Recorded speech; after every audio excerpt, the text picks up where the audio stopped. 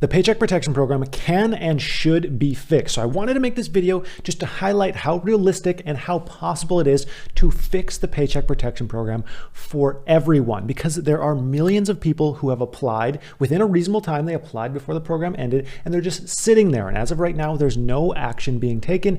And there are about 1 million different people who applied and received funding with the Paycheck Protection Program. And then there was a rule change under the Biden administration that bumped up the loan size dramatically. And those people, just because they applied early, received a lower amount. So I wanted to do this video to outline 3 scenarios that are perfectly realistic that could foreseeably happen to fix the Paycheck Protection Program. That way we can possibly just have some more knowledge about the subject, how realistic this is, and then maybe a legislator or some kind of representative will see this and be like, oh, okay, this could work. This could actually help the millions of businesses who are sitting, waiting, unfunded in a program that was supposed to help fund struggling small businesses.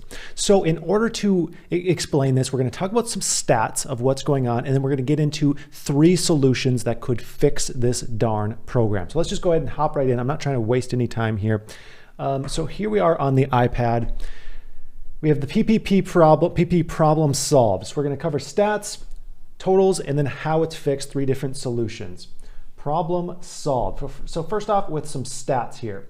There are 2 to 3 million PPP loans still left unfunded. So they applied before May 31st. These are really people who applied before May 4th when the program officially ran out of funding, except for the CDI, CDFI lenders. There's 2 to 3 million unfunded loans. Let's say 2 million of those are actually eligible for loans, because there's a lot of people who just applied even though maybe they shouldn't have applied. So we're going to say 2 million. There are some estimates in these calculations, but worst case, we might be off by like 10%. Worst case, but I account for some estimates in here later on. So let's say 2 million are actually eligible. So 2 million loans times the average loan size of $42,000 per the SBA's latest report, May 31st. That would come out to $84 billion in funding needed to fund 2 million additional loans. There's about 11 million loans that have been funded through both the first round and second round in 2020 and 2021. So another 2 million, that's about 15 to 20% more loans being funded. So that's for new loans. Then we have the second issue of retro PPP. So 6.7 million PPP loans were approved in 2021, just 2021 loans.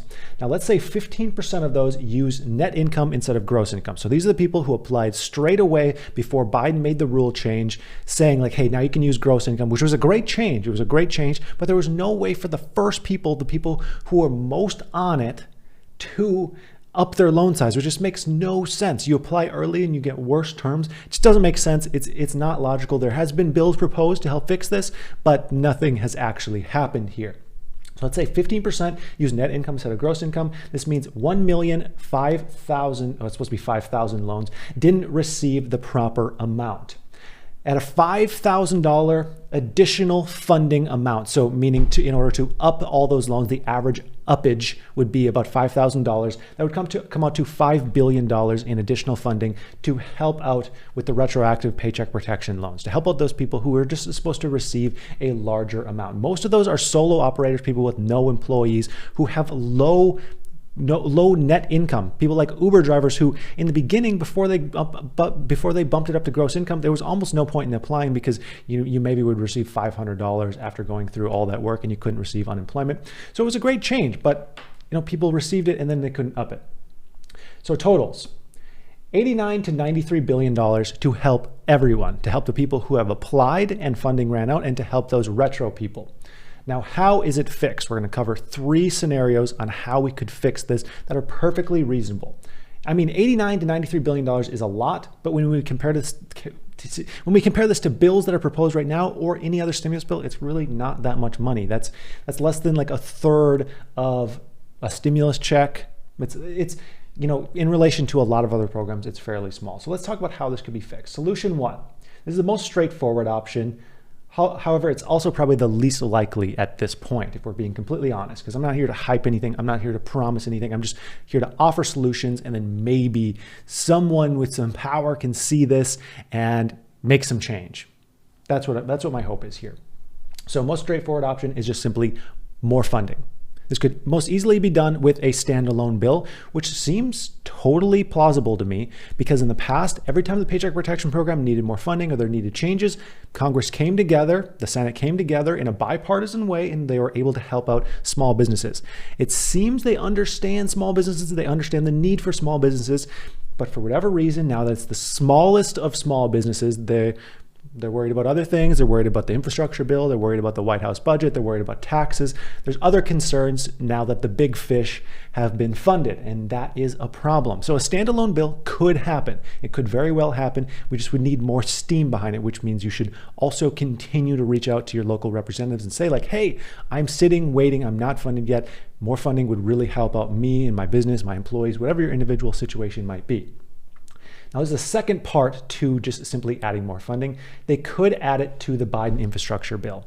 Now, if they added this to the Biden infrastructure bill, and the Biden infrastructure bill is $2 trillion, which it very well might be, it might actually be larger than that, then adding the fix for the Paycheck Protection Program would only increase the spend on that bill by 4%. They would help out 3 million small businesses, counting those who haven't been funded and those who would receive the increase in funding, 3 million small businesses by upping this by 4%. That's it, 4%. And that would be full-size PPP loans. Now let's talk about solution 2. Add more funding and target the program down. So it's helping the people who are most in need, but still helping and slightly less cost. So we could cap loan sizes at $20,833, which is the maximum amount that a single person business could receive. So then you know that you're helping out the smallest of small businesses. You're helping out either people who have no employees or they have like one employee. You'd be helping out those businesses. Now, if you cap loan sizes at that amount, the cost would be $42 billion in total to fund everyone. Give or take a couple $1 billion, but in total, that would be a 2% addition to the Biden infrastructure bill. 2% to help out all of these people. And this would fund, everyone. Just some people would receive slightly less than the full PPP amount, which, receiving a smaller PPP, no pun intended, is better than receiving no PPP. Another option would be to cut eligibility in half. This could go to businesses with fewer employees, targeted down to businesses with, less than 10 employees or less than 5 employees. Or you have a greater economic loss. Maybe instead of 25% reduction, you have a 50% reduction. Or think of your criteria, just not a low income census tract, because we know that's not a great way to do it. And the cost here, again, would be about $45 billion to target that in half. Again, 2% of the infrastructure bill if they wanted to put in that, or they could put it into a separate standalone bill. And I think pass it fairly easily. Also, by putting this in the infrastructure bill, this will likely be passed with budget reconciliation anyways. So really, the Republican support wouldn't even be needed to pass this. There's really no argument as to the Democratic side in saying we can't make this happen, because if they go budget reconciliation, which it seems like they're going to, it's an additional 2% or 4%, depending on what they try to do. Third solution here. Now, this might be the least popular solution, but it's a solution nevertheless. So this would be repurposing idle funds. Funds for the EIDL grant and loan, the supplemental grant, the targeted grant, there seems to be more funding than is needed. So I've read with lenders that they estimate around $50 billion in EIDL funding is sitting there unspent and unfunded as of right now. Now, a large majority of that will actually go to loans and advances, but not all of it. Estimates show that there's going to be funding left over, and there's a lot of different things that could be done with that funding. They could open up the $10,000 grants to more businesses, which may be the more popular choice, or they could repurpose it for a program like this. Either way, it would benefit businesses. I'm sure a lot of people would rather the EIDL grant just be opened up, but this is just a solution. It's just a potential solution. So there would likely be funds left over. Let's say 20% of the funds are left over, or $10 billion of that $50 billion is left over. This could fund an additional 238,000 full-size PPP loans at that $42,000 average mark, or 480,000 targeted or half-size PPP loans, just with the remaining funding of the EIDL program after everyone has already been paid. Now, of course, there's complications with that. Like, it's going to take a while for everyone to be paid.